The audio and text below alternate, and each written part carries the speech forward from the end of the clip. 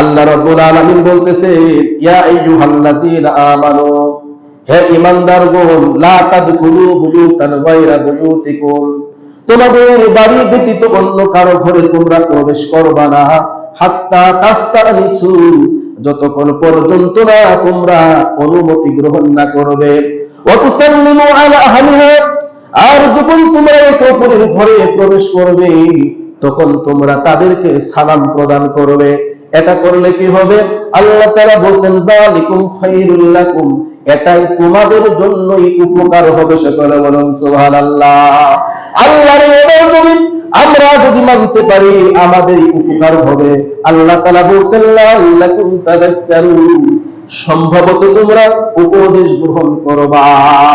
আল্লাহ রাব্বুল আলামিন ঈমানদারদেরকে বলতেছেন, তোমরা যদি এই নিয়মটা যদি তোমরা মানো তাহলে উপকার কাদের হবে বলেন তো?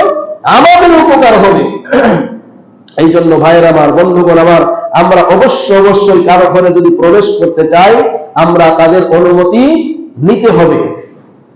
এখন আপনি যদি কারো বাড়ি যদি যান, যাওয়ার সাথে সাথে আপনি তাকে কি করতে হবে বলেন তো? সালাম দিতে হবে। একবার সালাম দিলেন, সালামের উত্তর পাননি, দুইবার সালাম, দ্বিতীয়বার সালাম দেন, দ্বিতীয়বার সালাম দেওয়ার পরে যদি উত্তর না পান আবার তিনবার এবার কি করেন? সালাম দেন।